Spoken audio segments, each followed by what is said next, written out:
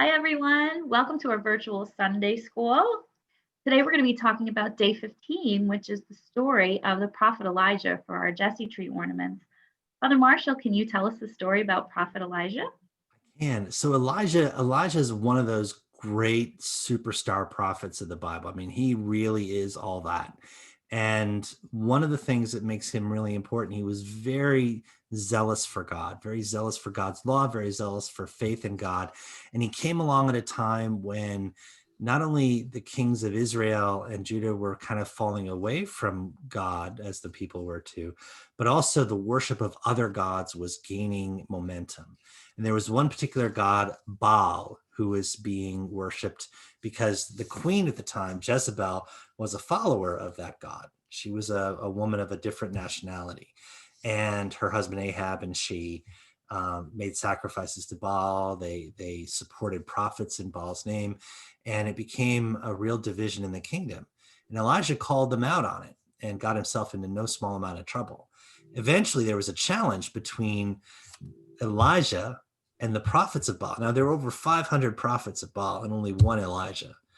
And they have a contest on top of a hill. And Elijah says, you guys build an altar to your God, and you put wood on it, and you put an ox on it for a sacrifice. And you call down fire from your God on that sacrifice and prove to us that your God is listening. And they start in the early morning, and they're dancing and they're singing and they're praying. And one of the things that they would do is they would scratch themselves with potsherds. They were doing all kinds of things trying to get their God's attention, and nothing was happening. And Elijah would sort of every once in a while kind of come out and check and see, did your God come up yet? No, it didn't. Okay, good luck. He'd yell out. Nothing would happen. And then at the end of the day, it was Elijah's turn. And Elijah says, I'll do my job. But first, go get some water, as much as you can carry. So they went and got buckets and buckets of water. He says, now throw it all on top of that bowl, and throw it all on top of that wood, and throw it all on top of the water. And they did, and it just drenched the whole thing. The entire sacrifice was just sodden. Everything, all the ground was mushy. All the rocks were soaked.